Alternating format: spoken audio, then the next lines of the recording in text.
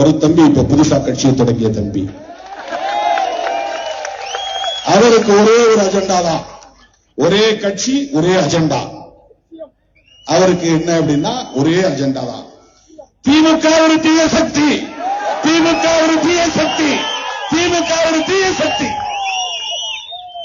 நீங்க திமுகவை திட்டத்தை பத்தி எங்களுக்கு ஒன்றும் கவலை இல்லை, எங்களுக்கு அதுல ஒன்றும் பிரச்சனை கிடையாது. நீங்க யார் என்பது தெரிந்து விட்டது. நீங்கள் தமிழுக்காகவும் தமிழ்நாட்டு மக்களுக்காகவும் தமிழ் மண்ணுக்காகவும் போராடுவதற்காக கட்சி தொடங்கவில்லை. திமுகவை வீழ்த்த நினைக்கிற RSSக்காக நம்ம கட்சி தொடங்கியிருக்கிறது. அந்த சனாதன சக்திகளுக்கு துணை போகக்கூடிய வகையில் சீமானும் விஜயும் செயல்படுகிறார்கள் என்பதிலே எந்த சந்தேகமும் இல்லை. அவர்களுடைய செயல் திட்டம், அவருடைய அரசியல், அவருடைய போக்கு அனைத்தும் பிஜேபி RSSக்கு துணை போகக்கூடியதாக இருக்கிறது என்பதுதான் யதார்த்தமான உண்மை. இதை தமிழ்நாட்டு மக்கள் புரிந்து கொள்ள வேண்டும்.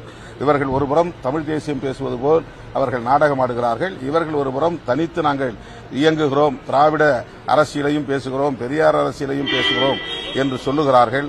ஆனால் இதுவரையில் பிஜேபி பற்றியோ RSS பற்றியோ இதுபோன்ற சனாதன சக்திகளின் கிறிஸ்தவ மக்களுக்கு எதிரான தாக்குதலை பற்றியோ ஏதாவது விஜய் வாய் திறந்திருக்கிறாரா? ஏன் பேசவில்லை?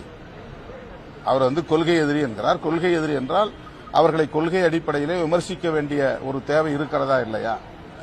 கண்டிக்க வேண்டிய நேரத்தில் கண்டிக்க வேண்டுமா இல்லையா? கண்டிக்க முடியாது. ஏனென்றால் அவர்களுக்கு இடையிலே அப்படி ஒரு உறவு இருக்கிறது என்பதுதான் உண்மை.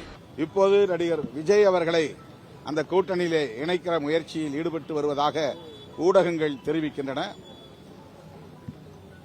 அழுத்தம் கொடுத்து அவரை அடிபணிய வைக்க முயற்சிக்கிறார்கள் என்றும் ஊடகங்களில் பெரிய அளவிலே விவாதிக்கப்படுகின்றன. அவர் அந்த அச்சுறுத்தலுக்கு அடிபணிவாரேயானால் அவருடைய அரசியல் எதிர்காலம் சூன்யமாகிவிடும். அது அவருக்கும் தெரியும்.